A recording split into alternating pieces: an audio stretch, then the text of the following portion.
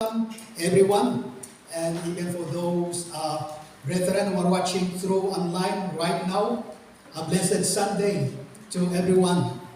This is the first Sunday of this month, the month of June 2025. And we are now at the middle of this year, 2025. The good news is, and the good thing is, we are still alive. Amen. Amen. Able and available. Because many people around the world, they are not able to reach this day, this time. But the Lord allowed us. Because God is not finished with us yet. Amen. He wants to use our lives for that divine calling, task that He has called to each and every one of us, my brethren. Amen. Hallelujah. So let's pray. Heavenly Father, we thank you so much for the great, precious time and opportunity that we have, that you gave to each of us. We thank you that you look after each of us for the whole month of May. It doesn't matter what kind of circumstances, even sickness or challenges of life that we had encountered from the past month. But you gave us victory, Lord Jesus Christ, because you are with us day by day.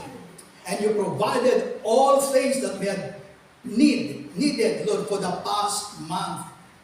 And Lord, you are able to guide us, Lord, for this month, the month of June.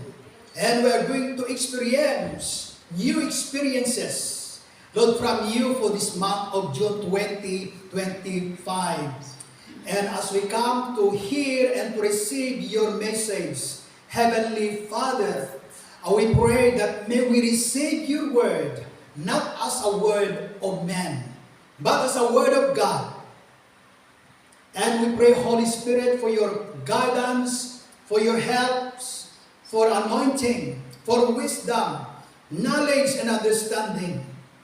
Because the word that we are about to receive, it is not a word or a message that comes from a high official in this world, but it comes from the Almighty God who created the heaven and the earth. We pray, Lord, that may we put and give our full attention to your message this afternoon. May we open our hearts, our minds, and be willing to be guided, be willing to be transformed by the power of your word. Because all the success, victory, the blessed life that we needed, it comes from you. And you plan our future. You plan our lives here on earth. And we ask for your anointing, Holy Spirit, to be upon your congregation right now, and even for the brethren who is going, Lord, to hear your message. May you bless them, that may we be encouraged, strengthened, and empowered by the power of your word. And there will be no fear, no worries that will be able, Father, to defeat or to overcome your people. But we carry the victory of Christ, the living Christ, the resurrected Christ, in the name of Jesus. Lord, we thank you for the victory and the blessings and the miracles. In Jesus' mighty name. Amen and amen. Are we ready to receive the word of God, my brethren?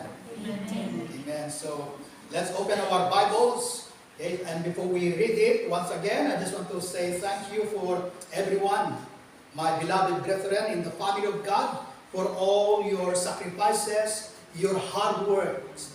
And maybe it's only few eyes, or not even known to somebody, or to the whole congregation of what you have done for the preparation of our anniversary, celebration anniversary last Sunday. But our Heavenly Master knows it.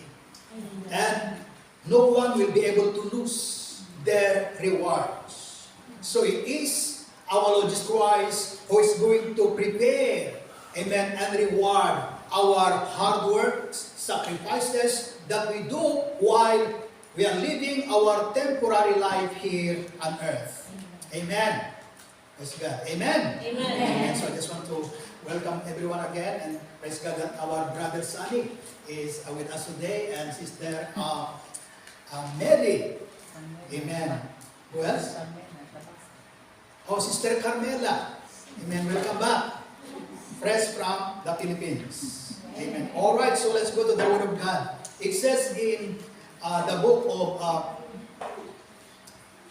Philippians, chapter 3, in verse 20. Philippians 3:20, and this is the Word of God. But our citizenship is in heaven, and we are eagerly await a Savior from there. Who is that? The Lord Jesus Christ. Amen. But our citizenship is in heaven. Amen. So, we have to understand this, my brethren. So, some people, when they receive their, let's say, citizenship to a country, for example, somebody will receive British citizenship. So, sometimes they post it to the Facebook. They're so proud. Amen. They're not humble, but they're so proud that they managed to have the approval of the Home Office or the government to allow somebody to be a British citizen. Amen. So I believe when somebody will receive a British citizenship, so I believe that person is so proud and so thankful, because not all people who are able to apply that citizenship in this country are granted. Amen. So, praise God. But there is a different situation here, my brethren. But our citizenship is in heaven. Amen. Are we citizens in heaven? Amen. Amen. Can we shout Amen? Amen. It seems that we are not convinced that we are citizens in heaven. Amen. We are citizens, that's what the Word of God says, my brethren. Okay, so the title of the message of God is this: Heavenly Citizenship. Heavenly citizenship. Sometimes we fail to realize, to understand what we are reading or knowing, or what the Lord is telling us that comes from His holy words. Sometimes we slow to understand, my brethren. That's why when we say we are citizens of heaven, so there must be a great amen. Amen, that we can say, because that is true and this is real, my brethren. Amen, this is real. You know, when you are a citizen to a country, let's say in this country, so you will have all the benefit that this country or the government can provide for all the citizens of this country. Amen. Once that you reach the age of 60, then you will have a free, what do you call that? Free pass. Freedom. Not freedom, not. Free pass. Free pass. 60 plus, that's it. 60 plus. Amen. 60 plus. So you will have a free pass. Yeah. Amen. You see? So you can go anywhere. Amen. As long as it covers that free pass that the government will give or issue for those who reach the 60 plus. Amen. I'm not going to ask somebody to raise up your hands if you are 60 plus. Amen. 60 plus. Amen. But we have to consider this heavenly citizenship. Okay, heavenly citizenship. Let's go to the first one. Here it says, Because we are citizens of heaven. So God is the source of joy. Amen. So our God, our Heavenly Father is the source of true joy. It says in Luke chapter 20, 20 verse 20, it says here, the Lord Jesus Christ told His disciples not to rejoice because the Spirit submit to them. However, the Lord Jesus Christ said to His disciples, do not rejoice that the Spirit submit to you, but rejoice that your names are written in heaven. Amen. Rejoice that your names are written in heaven. This is the word of the Lord Jesus Christ to His disciples. So do you believe that your name are written in heaven? Amen. Amen. So we should be happy. Amen. We should be joyful, my brethren.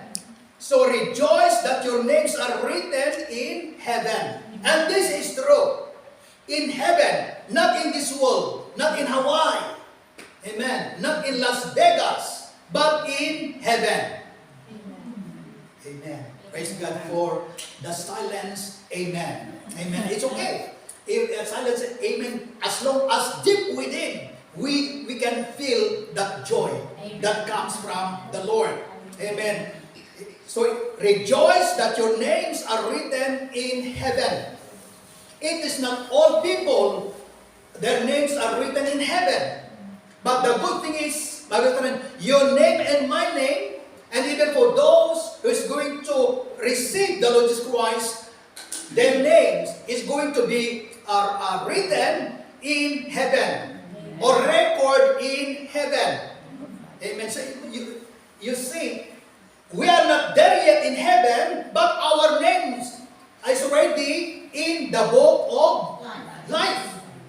It's written in heaven. Amen. In heaven. You know, when we are in the Philippines, when we talk about abroad, yeah, imported, when you receive like corned beef or any things that comes abroad, oh, this is a special, this is important. Even clothes, it's important because you can see the quality. Amen. We are so excited before. But there is more. Amen. There is more because God says, rejoice that your names are written in heaven. So every time we must think, we must rehearse, we must refresh our minds. So every day that my name is written in heaven. So it means any time that the Lord wants each of us to call, amen, and to bring somebody to go to our eternal dwellings, my brethren, so we must be excited. I just want to ask, for example, this evening, the government will offer a 5 stars hotel for everyone. You got exact or complete rooms, even gardens, to that hotel. And it's free. Amen. It's free for every citizen. The question is, how long you are going to wait, like stay to your place before you move to that 5 stars hotel? Amen. Yeah, that is already available and been offered for every citizen in this country. Are you going to wait? Oh, I just want to stay here till the end of this year. Would you like to say that? Or straight away you go and occupy that 5-star place to a 5 stars hotel? Amen. What is the first class? How many stars to a first class hotel? 5. 5 stars? 7? Oh, 7 stars. Amen. Is that for the business people? Amen. As long as you can afford. Amen. But there is, you're happy, yeah? We are so happy to know that there is 7 stars when it comes to points of a hotel, the quality of a hotel. But there is more from here. It's talking about heaven. Amen. You said that you want to occupy that place straight away, let's say 7 stars. Let's add 2. 2 points for that 5 stars hotel. Let's say 7 stars hotel. Amen. You said that you want to move straight away. Amen. The question is, there is more better than 7 stars hotel. Of course. And this is heaven. The question is, would you like to move there? Amen. Would you like to move there? Sometimes we, like the message of the song that we have sang, there's a place where the street shine. Yeah, the street shine. No more tears, no more sadness, no more sickness. You see, this is the place, and this is the description of the place in heaven. And sometimes when we think like, we think about this place, sometimes I don't know how open, how high is the way we visualize and realize and understand this place, heaven, my brethren. Amen. That's why we must always put into our minds about going to heaven. Everything. So we have to prepare ourselves. So it doesn't matter how old we are, how old you are. So once that the Lord, our Heavenly Father, is asking or calling somebody, then we must be willing to go. Amen. We must be willing to go. Amen. Because sometimes we don't like situations here on earth. Amen. There's problems, sickness, what else? Situations, hardship of life. And sometimes some people, and maybe some of us will say, oh, what a life. Amen. What a life. But when we think about heaven, we must have the comfort, the encouragement, my brethren, when we think about heaven. Because no more tears, no more sickness, no more dying, no more separation there, no more wickedness, no more imperfect. And these are the descriptions and many more that what the Lord says or telling to us, my brethren. Is this real to us? Real. Amen. If it's real, so there must be an inner joy deep within us that in spite of the challenges of life, there must be a living hope deep within, looking and expecting that divine dwellings that the Lord had prepared to each of us. Rejoice that your names are written in heaven. Amen. Maybe your name, it is not known to the place where you are. Amen. It is not known to the community where you are. But as long as our names are written in heaven, so the Creator of the heaven and earth, the Creator of humanity, He knew us. Amen. He knew us. Amen. Praise God. So, those people who know somebody, for example, like President Trump, amen. So maybe they're so proud of knowing him or even have a picture with him.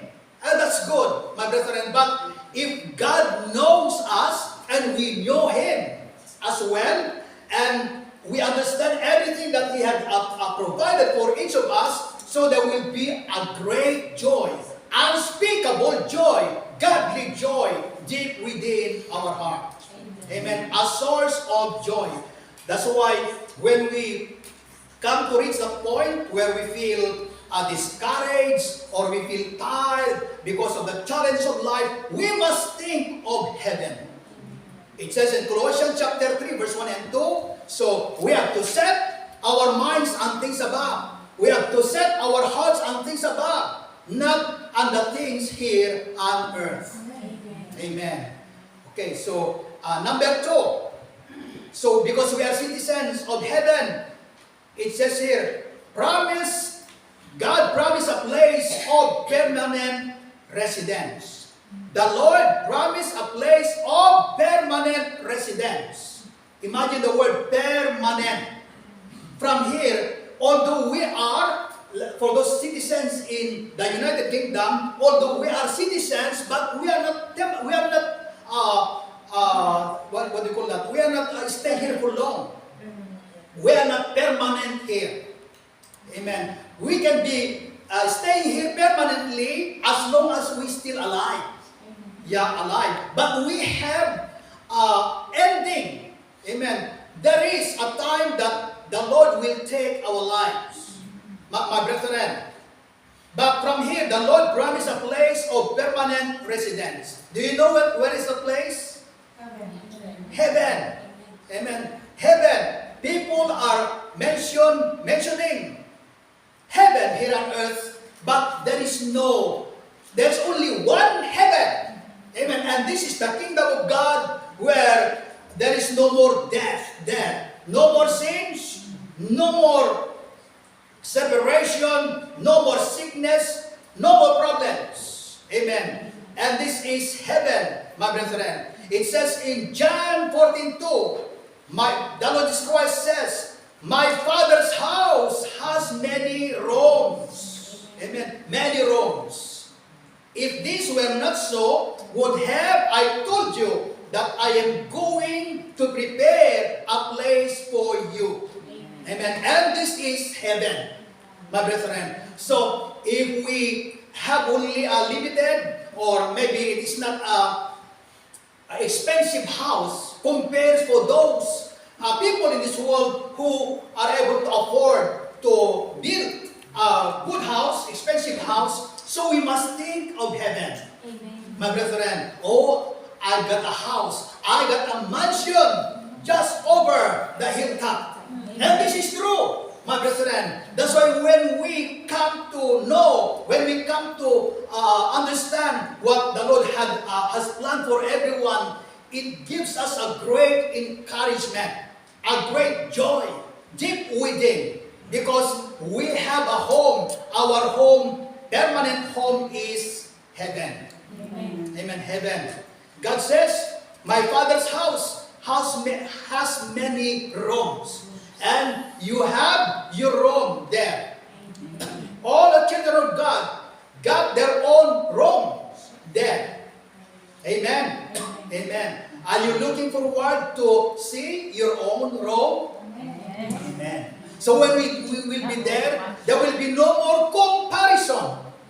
Like when we go to somebody's place, oh, he's got expensive sofa or expensive television, and I don't have that. You see, so there is a comparison. But when we all get to heaven, so there will be a perfect and harmony, even our minds. No more human thinking. No more what do you call that? Comparison. Amen. No more comparison, because that is a perfect place. Amen. Perfect place. Even the weather. So there's no more sun there, no more day, and no more night. Not like here on earth, we still have day and night.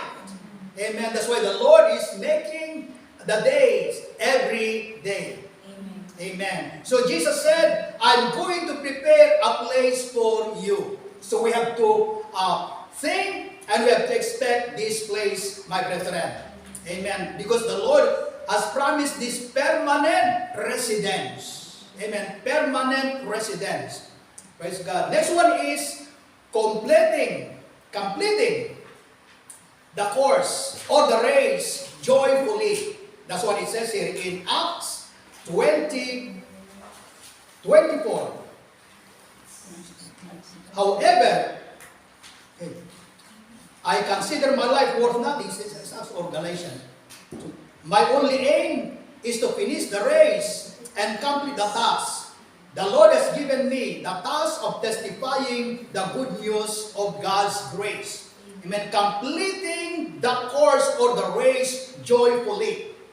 Like us right now, we're just like running the race. Our daily journey here on earth, my brethren. Sometimes we encounter situations that we don't like. Either you like it or not, it comes.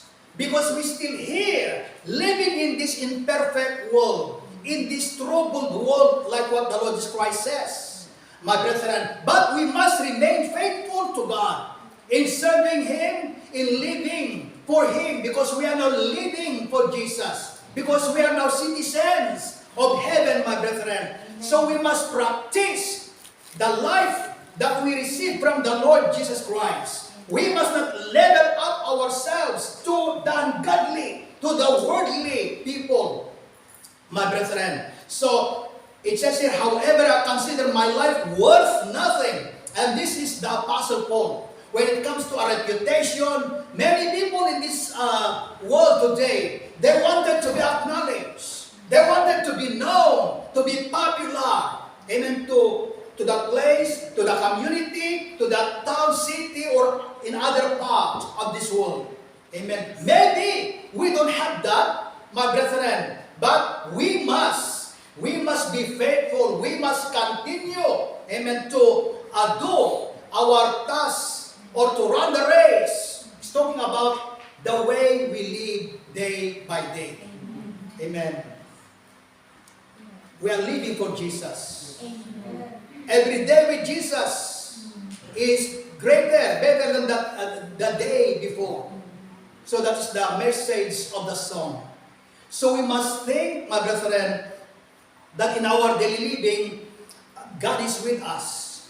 We must not neglect to remember our minds. Some people, or even Christians, they only come to think about God, about their faithfulness in the way they behave, in the way they live their lives. When something happens, amen, when they experience sickness, or when they experience a heavy problems. But for us, as a people of God, either we are facing a heavy problems or sickness, we must remain faithful in living the life of Christ. Amen. My brethren, in serving our Lord Jesus Christ. So we must practice that day by day, because any time from now on, the Lord can call somebody. And when the Lord can call somebody, everything that a Christian have in this life, he or she is not able to even take something with him or with her. That's what the Word of God says. We came naked. That's what the Word of God says. And we cannot bring nothing when we live this life. Amen. Somebody will leave the insurance, the house, the titles of the land, everything. Of course, they're going to pass on to their families, my brethren. Amen. But we have to live our life for the Lord day by day. We must not forget that the Lord is with us, and the Lord must be included, and He must be the one who is guiding us, because He is the source of our strength, courage. He's the one who is going to provide the solutions, the healing, and He will perform miracles. So, completing the course of the race joyfully. So, there is still joy, amen, in completing, in living a life for the Lord. Amen. Because there is a victory. Always victory. Amen. That's why the Lord says, through the Apostle Paul, rejoice in the Lord always. And again, I say, rejoice. You see? Imagine, my brethren, and this must be clear to us. So, I consider my life worth nothing. Amen. So, the Apostle Paul, he was not aware of, it doesn't matter if what the other people will say about him or to him. Amen. As long as he is aware of his life and his the way he lives, and everything that he do is for the Lord. That's why he mentioned here, I consider my life worth nothing to me. My only aim is to finish the race and complete the task the Lord has given me. Amen. What is the task? The task of testifying the good news of God's grace. So he's talking about the Lord. Amen. The good news of God's grace to the people. Amen, to the people. And we must do this as well, my brethren. We must do this. Because the people need to hear the good news. We must do this. Because we don't know if how many more days that we have, or months that we have, or years that we have in this life. But the good thing is, we are doing like the Apostle Paul. His aim is to finish the race, complete, and to complete the task the Lord has given him. So the Lord gave us as well a task. Amen. That we need to do. A task to our family, a task to our relatives, a task to our community. Because the Lord has called us to be His witnesses, my brethren. Either we like it or not, but this is the divine plans and calling of God for everyone. Next one is legacy. Amen. Legacy or inheritance. It says in John 14:27, the Lord Jesus Christ said, "Peace I leave with you. My peace I give you. Do not let your hearts be troubled, and do not be afraid." So, let's consider the Word of God. Peace I leave with you. So, we have the peace of God. Amen. He gave, He left His peace to us. That's why there is no trouble or anything that can trouble the mind or that can trouble the heart of a child of God. Because the peace that comes from God is greater and powerful than any trouble or worries or fear that may we encounter in this life, my brethren. That's why when we encounter worry or scary things or any trouble, we must not be afraid. Amen. We must not be afraid. Lord, you've said that you leave your peace to us as your children. And when we come to think about that and to consider that, my brethren, then the peace of God will manifest into our minds. And the power or the effect of trouble or fear or worries, it will be disappear. And this is true. We have experienced many times that fear comes. There was a situation that we encounter something, either sickness or a problem or circumstances that we thought at the time that we are not able to conquer or to overcome that problem. Have you experienced that? Yes. But look at yourself. Amen. God accompanied us. Amen. He's the one who gave us the victory, my brethren. So we must look at those situations. And we must challenge ourselves. Lord, you accompanied me. You gave me the freedom. You gave me the wisdom, the victory, the solutions for the problems. And I believe that you are with us and you are going to help me and to provide a way and a victory. And then start to thank God and to worship His holy name. Amen. Amen. So, worship. Advance thanksgiving. So we must do that, my brethren.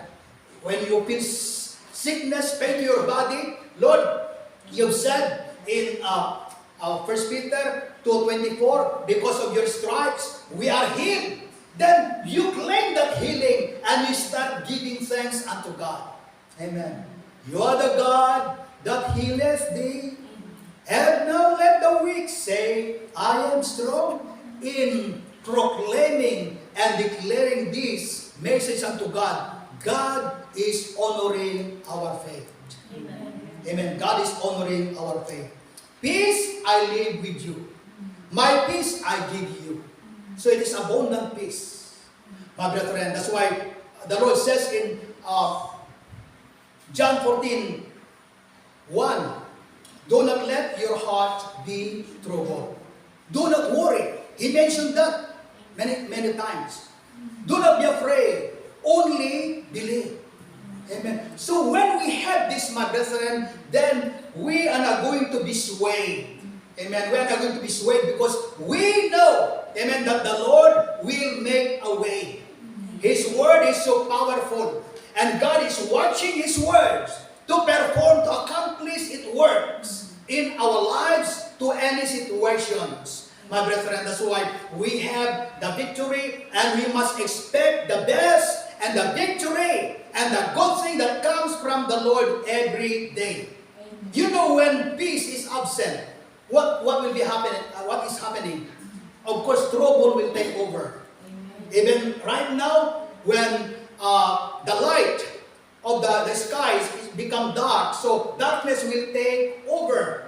So the Lord wants His peace to remain, amen, to remain and to be into our minds. That in spite of the struggle that's trying to make somebody not to sleep well or not to eat well, to affect their health, my brethren, God wants His peace to cover, to occupy our minds and our hearts. Because we know that the peace of God is greater than any trouble. Amen. So we must not forget this, my brethren. Do not let your hearts, God says in John 14:27, the last part of this, do not let your hearts, do we have a heart? Amen. God says, do not let your hearts be troubled, and do not be afraid. So trouble and fear, it goes together. Amen. So the Lord is telling us, do not let. So the word let, it means it's up to a Christian to allow. If he or she allow the trouble or fear to get into the heart. Amen. And we can only have the peace of God when we come to know Him, to trust what His word, His promises are given to us through His word. Amen. There is peace. That's why if there's a problem, so it's not going to give us the fear or the worries because we know that the Lord is with us. Amen. So if you know that there is something that is bothering your mind right now, your family, your child, or any situations, your work, your income, so let's hand over everything unto God and let the rich peace of God occupy and take over our hearts and our minds. Amen. We can sleep well. We can eat well. Even there is a problem, my brethren. Amen. This is true. As long as the Lord is with us and we entrust everything and we recognize who the Lord is. Amen. Praise God. So this is the promise of God. Next one is our service unto God. Amen. Our service unto God. Even right now, we are serving the Lord for today, in this place. Amen. So this is the way we serve the Lord every Sundays. It's different as well every day. Don't forget that every day we are serving the Lord. Amen. Not only Sundays. Our service unto God. It says in Joshua 24:15. It says here, but as for me and my house, we will serve the Lord. So imagine the mindset of Joshua. He loves that his whole household, they will serve the Lord. Amen. They will serve the Lord. So he wants to make it sure that everyone in his house, they will serve the Lord. And I believe this is a challenge for everyone, my brethren. Maybe one of your member of your family or two, or I don't know how many more, that they are not saved yet or they are not serving yet the Lord. But when we do our part and we entrust everything unto God and God will intervene, then God will touch them. God will change them. And the whole household, like Joshua, they will serve the Lord. Would you like to see that? Would you like to see that your whole household will serve the Lord? Amen. And that is one task that the Lord has given to us. My brethren, that is one task. So we have to aim that. So we must pray. If you can see the resistance, we can pray because prayer, asking God to intervene in the situation, God will do His part. Amen. Because He will work in a miraculous ways. He will change the stony heart, my brethren, and He will allow and direct somebody, amen, to the path of the Lord. Amen. But as for me and my house, we will serve the Lord. Imagine, I believe, the time that Joshua and his household, when it comes to godly gatherings, they will be there. Amen. They will be there, my brethren, as a family, because they are honoring the Lord. The God who made them as a family. The God who gave them a chance to live as a family. They're acknowledging the Lord. Everything that they have, that they receive, they're acknowledging the Lord. So that's why the only thing that they can do is to serve the God who gave them the life, who made them a family. Amen. While they're living their temporary life here on earth. And we must do that as well, my brethren. It doesn't matter if how many times that you say to one of your relatives or your family, but keep on praying. Keep on praying because the Lord will touch, will change a situation, my brethren. Amen. Praise God. So, one thing more is, we don't know when the Lord is going to take as well the lives of our relatives, of our families. But it is our part to encourage them, to remind them to serve the Lord as a family. Amen. So if we don't see that yet, then bring it unto God through prayers. Amen. Through prayers. And in praying that, my brethren, God will touch, will change the heart and the minds of our member of our families who are not saved or committed yet in serving the Lord. Next one is by attaining Christ likeness. Amen. By attaining Christ likeness. So being a citizen of heaven, so we need to attain Christ likeness or gaining Christ likeness.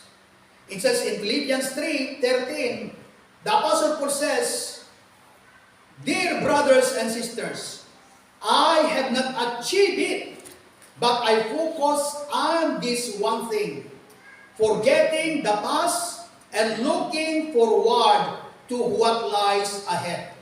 So that's what the Apostle Paul says, that in spite that he planted many churches, he pioneered different places, and he won many souls unto Christ. So he never felt that he was graduated when it comes to serving the Lord.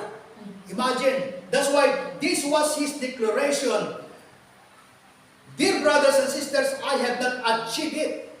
So he was not claiming that he is graduating or graduated to when it comes to serving the Lord. As long as he can. But I focus on one of this. On this one thing, forgetting the past. So we must forget the past. Amen. Maybe before, when we were young, we done a lot, of course. Maybe it's not the same. Amen. When it comes to speed or the time, but at least we continue, amen, to look forward to what lies ahead of us. Amen. Because the Lord is not finished with us yet. We must not limit God. Amen. By the way we think, we realize, we see ourselves. The way we see ourselves, we must not limit God. When we allow God, when we trust God, then God will use us. Amen. Will use us because it is not the might or the power or the wisdom of man that God is going to clothe upon us. But it is the might and the power and the wisdom of God that God is going to clothe to each of us. Like the disciples of the Lord Jesus Christ, they don't finish a high attainment, educational attainment. They were only fishermen, but the Lord clothed them with the power that comes from above. Amen.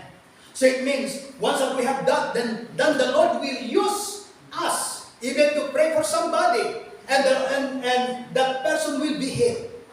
Amen. God is not saying you don't have a high education. No, it is not about a personal or a human attainment or success. It is about a surrendering life and a trust to God. Amen. That God is requiring, like the disciples, my brethren, and then the Lord will clothe us and He will use us. Not only in praying somebody, even encouraging somebody. Don't you know that encouragement is so important? We encounter a lot of these days, discouragement. discouraging news, discouraging situations that comes from others, that comes from somebody, and sometimes it comes from our family. You say, but we must not focus on that because the Lord is the giver and He is the source of spiritual strength.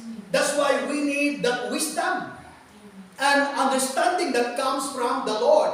That's what it says in Proverbs chapter 3. That we need that wisdom. Because wisdom is to give us the realization that when you fight back with somebody, so you know, the wisdom that comes from God, it gives us the realization that it will bring more. It makes the situation worse when you fight back with somebody. But because of wisdom, maybe you need to be quiet, amen, and to pray for that person, and then we have the peace of God. Amen. That's wisdom. That's why we must not allow ourselves, especially when you're feeling being hurt, we must not allow ourselves to control or to dictate what we need to say and what we need to respond to the situation. Amen. Otherwise, Satan will multiply the trouble. But we need wisdom. Amen. Wisdom. And we are going to be preserved by the Lord, and we are going to escape many troubles, my brethren, many troubles when we have the wisdom of God. That's why when we when our mind is dictating us, fight back with that person. Yeah? Do this. Show it to him, to her. If there is a dictate that it comes to our minds like that, this kind of opinion, it does not come from God anymore. It comes from Satan. You see, it comes from Satan. That's why we have to watch out, and we need to be protected, to be guarded by God and through His Word. My brethren, so we have to write down His Word into the tablet, as what the Word of God says in the book of Proverbs, into the tablet of our hearts, or to make them as our necklace. It means we know and we use the Word of God. Amen. We respond through the Word of God. Amen. In a godly response. And then the peace of God will be upon us. Amen. When you sleep, nobody will disturb your mobile. You can sleep well. You can eat well, my brethren, because we escape a lot of troubles. Amen. Would you like peace? Amen. Amen. Praise God. So we must do our part as people of God. So the Apostle Paul says, but I focus on one thing, forgetting the past and looking forward to what lies ahead. Amen. So we have to see the good thing. Amen. We must not level up. We must not expect what had happened yesterday. For example, negative, discouraging situation. We must not allow it to be a part of our new day. Amen. That's why we need to hand over everything unto God. When we hand over them, then we must forget. Allow God to solve. Amen. 1 Peter 5:7. Cast all your cares upon Him, for He careth for you. That's why we must not every morning, we must say to God, Lord, thank you. 12 o'clock midnight is a new day. Amen. I mentioned this to the Bible study. I don't know why it's only New Year's Eve, especially New Year's Eve. For example, this evening is a New Year's Eve. A lot of people, they are so eager to welcome the New Year. Amen. Because they are aiming new things, maybe blessings, maybe prosperity, changes. Amen. That's only a year. But the word of the Lord says in Psalms 118 verse 24, this is the day that the Lord has made. We will rejoice and be glad in it. So we must acknowledge not only the new year, but that new day that the Lord has made. Amen. We will rejoice. There is a joy and gladness there for that day that the Lord has made. When the day comes, we must expect as well the newness of the day. Amen. We must not allow, amen, the negative things from the past either yesterday, last week, last year, 12 years ago. So we must not allow those things. Amen. We must not repeat them. We must not dig them. We must see the new thing for that day. Amen. The Lord is reminding us so that we are able to enjoy the day. Because there is a joy, we will be rejoiced. Yeah, there's a joy and gladness for the day. Amen. Amen. That's true, my brethren. So, if there is a challenges, then we must hand over unto God. Forgetting the past. Okay, so the word forgetting, don't dig up. Don't mention the past. That is not beneficial. Amen. That is not beneficial. Don't dig up the past. Amen. And looking forward to what lies ahead. So when we are looking forward to what lies ahead, we have to expect the new thing. Amen. New thing that comes from God. New day.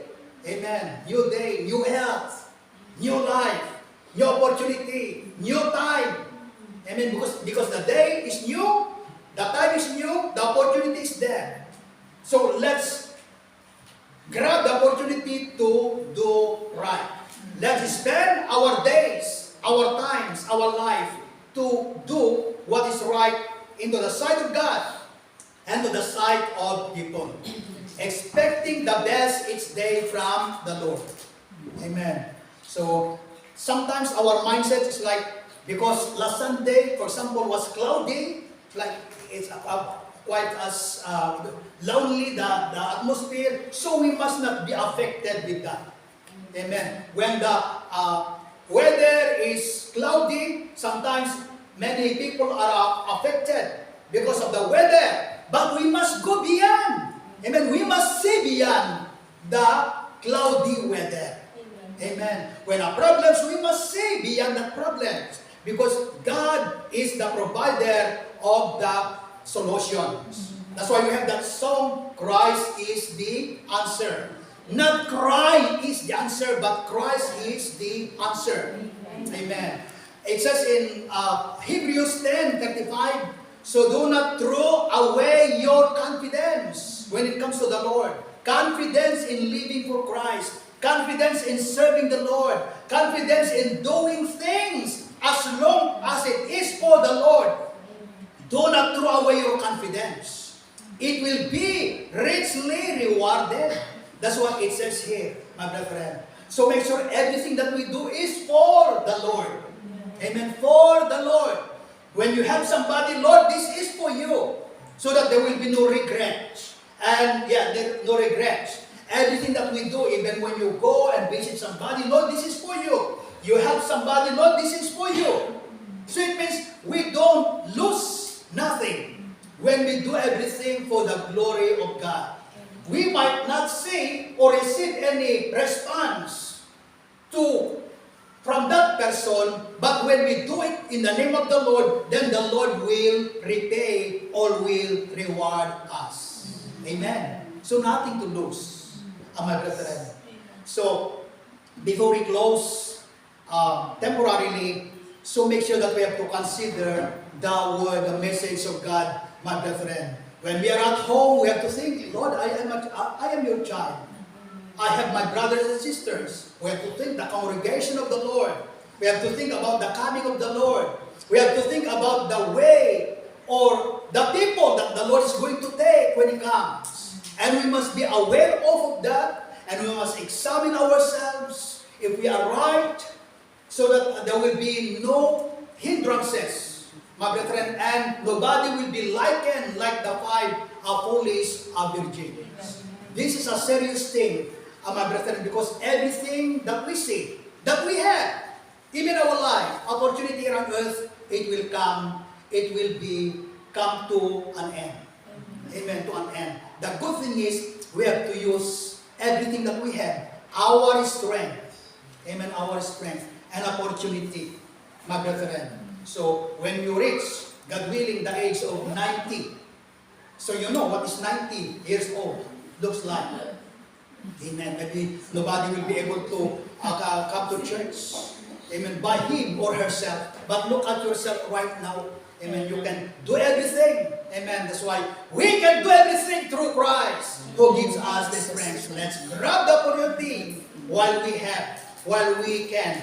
Ama brethren. Amen. Let's all stand under the presence of the Lord. Hallelujah. We have heard the message of God, my brethren, and we don't know how many more Sundays that we come to church. Yeah, because we don't know our future. Because God is holding our future. Amen. So what a great privilege to serve the Lord and to hear the message of God that causes us to be in line to the plans of God. And God is reminding us about our limited and numbered days here on earth. Hallelujah. Our Heavenly Father, we thank you so much, Lord, for your word, for your message. You have spoken to us. You have encouraged us and focused things that we need to be changed. Especially in reminding us that we have only temporary days. And in spite of that temporary days, we don't know what day, what hour you are going to call somebody, because you don't base on age, but you base on the plans, to the length of life, Heavenly Father, that you have given, Lord, to everyone. Thank you, Heavenly Father, for talking to us and speaking to us and giving your advice with love, with care. Because you don't want anybody, Lord, to be loose. Because you died for everyone, Lord Jesus Christ. And we pray that may we cling, may we pay attention, may we respond to or obey or put into actions to what your word says.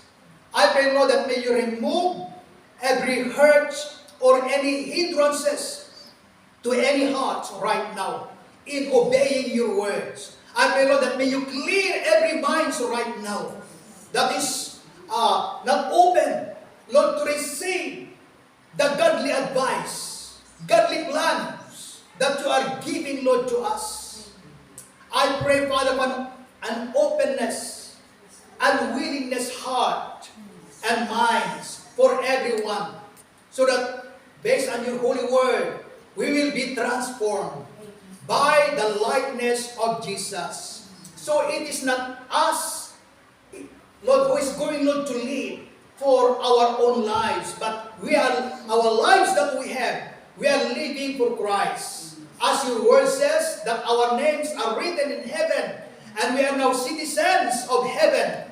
So, Lord, you are reminding us that we must live a life, behave like children of God, like citizens of heaven, while we are here on earth, so that the ungodly people that will come to see and to witness a godly life, characters, behaviors during our temporary fellowship or mingling with the non-believers. But you want them to be saved. That's why, Heavenly Father, you are using and you called us to be your witnesses in this life. And we pray that may we aware of and avail ourselves and to think, Lord, that divine calling that you have called for everyone. We must not forget, Lord, that any time from now on, you can call somebody to come, Lord, and to be with you forever. We must think that and consider that at all times, Lord Jesus Christ. And we are not only thinking about ourselves, but we have to think it, Lord, as well, the salvation, the future of our families, our loved ones, or the non-believers, in the name of Jesus. We pray for the compassion for the lost souls to be upon our hearts. We pray for the characters of Christ and the mind of Christ to be upon us at all times, so that even in hard situations, when we face negative situations, challenging situations, Lord Jesus Christ, we pray that only the likeness, the characters of Jesus that you have given, instructed to us. Lord, we pray that may we only use them, that we don't lay aside, we don't ignore, but we use them because they are a light that is shining, that will bring somebody to you, that will open up somebody's mind. When we say the truth, when we respond in a godly response to a situation in the name of Jesus. I pray, Lord, that you will bless and anoint your whole congregation, because we don't know when you come, because you are coming in an unknown hour. Lord, we pray for the fear of the Lord to be remain upon our hearts, that every time, especially in the evening, Lord, we pray that may we have a time to think and to visualize and to be refreshed about your coming and the manner of your return, Lord Jesus Christ, that cause us to prepare, Lord, ourselves and to warn one another and to encourage one another, Lord Jesus Christ, so that nobody will be deceived in the name of Jesus. Lord, we thank you and we pray that you will preserve and bless your congregation. Even for those who are watching through online right now, may you be with them. May you guide them, Holy Spirit. May you strengthen them, empower them, and let your victory, Lord, be upon them in the name of Jesus. We lift up unto you, even, Lord, the brethren who are with us today. May you be with them. Bless them, Lord. Guide them, Lord, for this week in the name of Jesus, and bring them back, Father, Lord, in the following Sundays in the name of Jesus. Lord, we thank you because you are going to add joy. You are going to add good health, peace of our minds, even peace and order, godly harmony and unity in our families, and even upon your congregation. Lord, we thank you that you will add even favor, guidance, Lord, upon us for this week, this coming week in the name of Jesus. Lord, we thank you that you are with us at all times. And we pray that may we be sensitive, Holy Spirit, that you are with us. And you want, Lord, to guide us in everything that we decide, that we plan and we do. Because you are going to direct, Lord, our path. It means success, Lord, comes upon us in the name of Jesus. May you preserve us, Lord. May our words, may our actions be a blessing, be a light, be a godly examples to others. In the name of Jesus, where the likeness of God will be seen through the sight of the ungodly in the name of Jesus, so that, Lord, they will come to glorify our Heavenly Father, Lord, in living, in doing, in saying things that is godly in the name of Jesus. Lord, we thank you for the great privilege, because heaven is waiting for us. May the joy of your salvation and may the joy of knowing that our names are written in heaven, Lord, be upon us at all times. Lord, thinking and visualizing that heaven is awaiting for us in the name of Jesus. Lord, we thank you. May you bless everyone right now. May you be upon us even when we go, Lord. May you bring us together, Lord, peacefully and victoriously. And we are going, Lord, to enjoy the new week that you're about, Lord, to give to us. Right now, my brethren, receive the love of the Father, and of the Son, and of the Holy Spirit. Amen. God bless everyone. Any birthday?